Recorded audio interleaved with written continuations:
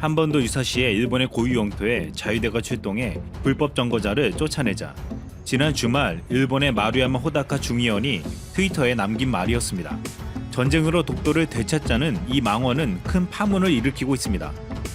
마루야마는 이미 지난 5월 러시아와 영유권 갈등을 빚고 있는 쿠릴 4개 섬을 방문한 자리에서도 전쟁을 해서라도 되찾아야 한다는 취지의 발언을 해 물의를 일으켰던 인물입니다. 그는 당시 보수야당 일본 유신의 소속이었지만 이 발언으로 당에서 제명된 바 있습니다. 마루야마와 같은 국회의원과 일본 우익들의 망언이 판치는 지금 일본에 혜성같이 나타나 그들을 향해 돌격하고 있는 한 정치인이 있습니다. 일본 영화 배틀로얄과 고에 출연했던 배우이자 반원전 활동가였던 야마모토 타로입니다. 착실히 인기 경력을 쌓아온 그가 2011년 37 나이에 정치인으로 변신한 것은 2011년 후쿠시마 원전 사고 때문이었습니다. 사고 직후 원전의 위험성을 은폐하고 방치해온 일본 정부의 분노에 트위터에 테러 국가를 거두는 일은 그만두겠다는 글을 올린 게 화근이 되었습니다. 이로 인해 TV 드라마 출연이 취소됐고 연예 기획사에서도 쫓겨났습니다. 연예계 입김이 센 정치권으로부터 미운털이 박힌 것이었습니다. 이후 야마모토 타로는 2011년 후쿠시마 원전 사고 반핵 운동가로 활동하며 정계 입문해 2013년 참의원에 당선됐습니다. 아베와 일본 우익들의 만행이 계속돼도 조용히 숨지겨 있는 일본에서 야마모토는 그들을 향해 거침없이 행동했습니다. 그는 아베와 일본 우익의 독주를 막기 위해 자신의 연기력까지 사용했습니다. 일본이 전쟁이 가능한 나라로 만들겠다는 안보 법안에 반대한 야마모토 타로의 6분 걸음 유튜브 영상이 화제가 된 바 있습니다. 야마모토는 아베 총리에 대한 문책 결의안 표결 등 표결이 진행될 때마다 투표함이 있는 단상까지 아주 천천히 걷는 소걸음 전술을 사용했습니다. 그가 소걸음으로 시간을 끌자 여당 의원들은 빨리 투표하라면서 야유를 퍼부었지만 야마모토는 아랑곳하지 않고 자신의 늦은 보폭을 유지하며 6분 만에 투표했습니다. 참여연 의장은 투표 시간을 2분으로 제한하겠다며 시간이 지나면 투표함을 폐쇄하겠다고 경고하기도 했습니다. 야마모토는 투표 후에 염주를 들고 아베를 향한 참배까지 했습니다. 이는 자민당은 죽었다는 일종의 퍼포먼스였습니다. 야마모토는 이 같은 행동으로 전쟁 가능한 법안인 안보 법안에 대한 반대 의사를 확실히 밝혔습니다. 그는 국회에서 반대를 외치는 국민들의 목소리가 들리지 않느냐며 국회 밖의 목소리가 들리지 않는다면 정치를 그만두는 것이 낫다고 주장했습니다. 이후 야마모토의 행보는 대단했습니다. 야마모토는 동일본 대지진 때 사기업의 책임을 전가시키고 카지노법을 통과시키려는 자민당을 향해 당당히 독서를 퍼부었고 그는 자국 통화로 국채를 마구 발행하는 일본 정부를 비판했습니다. 또한 이를 소비세를 인상해서 해결하려는 아베 정권에게 소비세의 완전 폐지를 주장하면서 대신 부자 증세를 도입해야 한다고 했습니다. 2008년에 독도를 한국에 돌려줘야 한다고 발언해 매국노라는 발언을 듣기도 했고 2013년 참여연이 됐을 때는 일왕에게 원전 피해에 대한 실상을 알리는 편지를 전달했다가 살인 협박을 받기도 했습니다. 또한 그는 총리는 야스쿠니 신사에 참배할 것이 아니라 무라야마 다마와 고노다마를 계승해야 한다고 말했습니다. 그는 올해 4월 레이와 신생구미라는 신생정당을 만들었는데 대다수는 어차피 당선자가 한 명도 나올 수 없을 것이라고 비웃었지만 기적적인 결과로 2번까지 당선됐습니다. 야마모토는 3번으로 낙선했지만 90만 표 이상을 얻으면서 일본 참여연 비례대표 낙선자 최고 득표수 44만 표를 넘어서는 기록을 세웠습니다. 그는 선거 이후 어엿한 정치계 리더로 성장하며 일본의 야당인 공산당, 입헌민주당, 국민민주당 등 야당의 주요 세력들이 대표들이 직접 나서서 야마모토의 러브콜을 할 정도였습니다. 20년이 넘게 한국과 인연을 맺어온 요시카타 베키 서울대 선임연구원은 레이와 신생구미의 탄생을 의미있게 분석했습니다. 이것은 새롭고도 확실한 변화이며 지금 힘드시죠? 그건 당신 책임이 아닙니다. 정부의 책임입니다. 라고 하면서 자기 책임론이 판치게 된 일본 사회에서 여태까지 이렇게 국민들을 위로하는 정치인은 없었다고 했습니다. 야당도 이렇게까지 직설적인 메시지를 던지기 어려운 분위기였는데 이러한 현실에서 일본 국민들이 아무런 지지 기반도 없는 신생 레이와 신생구미를 지지했다는 사실은 놀라운 변화라고 평가할 수 있다고 했습니다. 언론도 야당도 국민도 제 목소리를 못 내는 일본에서 아베 면전에서 염주를 들고 참배하며 여당을 향해 거침없는 고함을 내뱉는 야마모토 타로. 그는 최근 일본이 한국에게 수출을 제한하는 것도 반대하며 비판했습니다. 일본은 한국에 무려 60조 원을 수출하고 한국에서 30조 원을 수입한다고 말하면서 왜 한국에 60조 원이나 수출하는 것을 막냐며 초등학생이나 하는 짓을 하고 있다고 비난했습니다.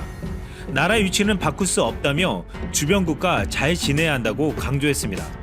야마모토는 처음에 정치에 입문하면서 아베 정권 타도를 말하며 아베 정권에서 만들어지고 개정된 법률을 해제하는 것을 목표로 세웠습니다. 그리고 3년 안에 정권을 가지고 오겠다고 말했습니다. 비록 그의 목소리는 구애에서 끝날지도 모르겠지만 일본을 깨우겠다는 그의 처절한 외침은 이제 시작되었습니다. JP뉴스 유재순 대표가 지소미아 종료 결정 후 일본 분위기를 놓고 한 말입니다. 에스퍼 장관이 방일 당시 지소미아는 염려 안 해도 된다. 반드시 연장될 것이다.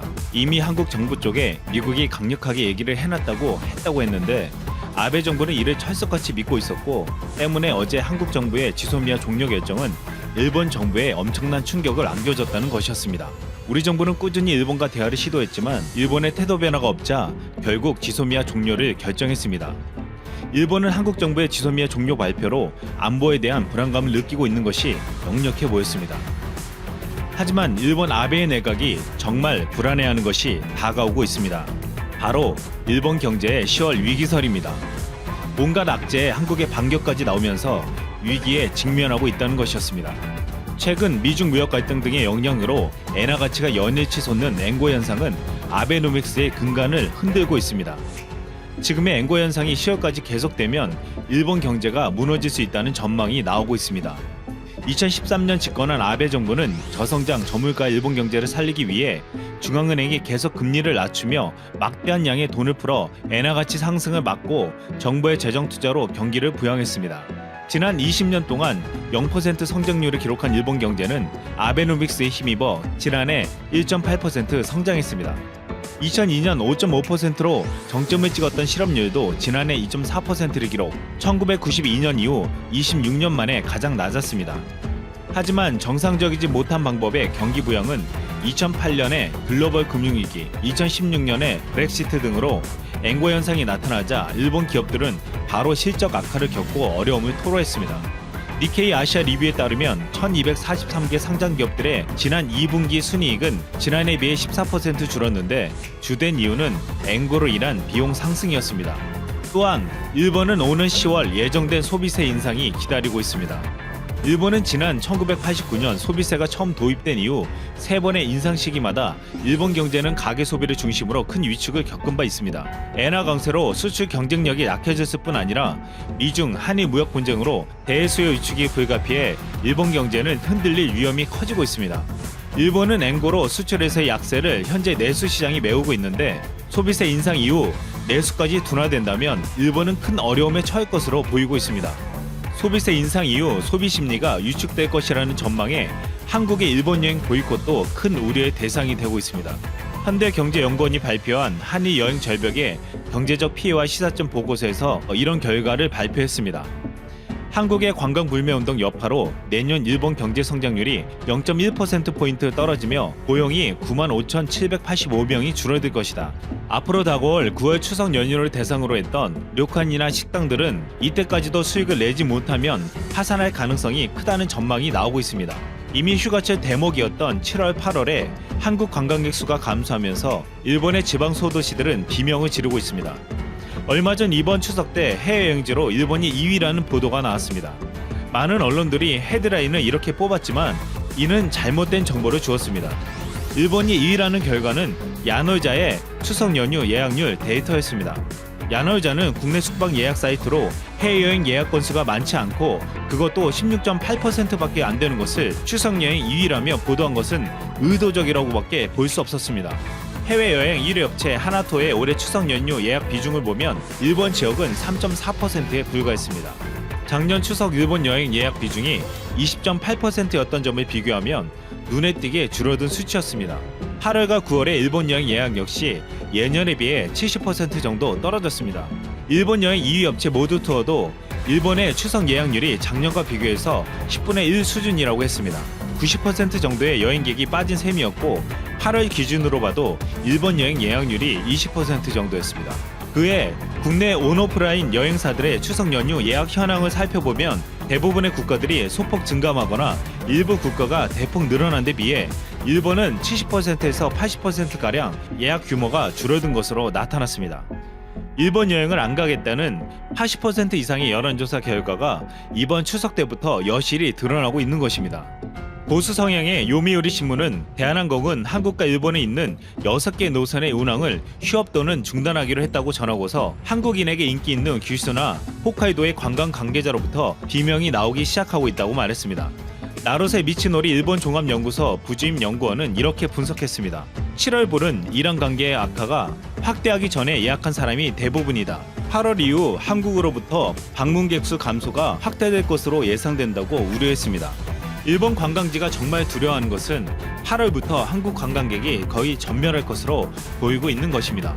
지금 일본의 지방소도시의 민심은 점점 한계점에 다다랐고 추석 연휴가 끝나면 위험해질 수도 있다는 분석이 있습니다.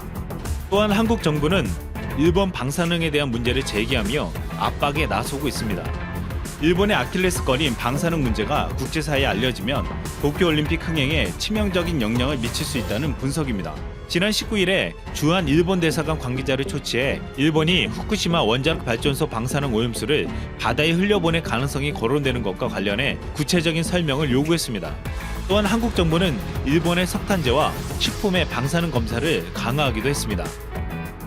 지소미아 종료 결정 후 일본에게 들이닥칠 10월 위기설.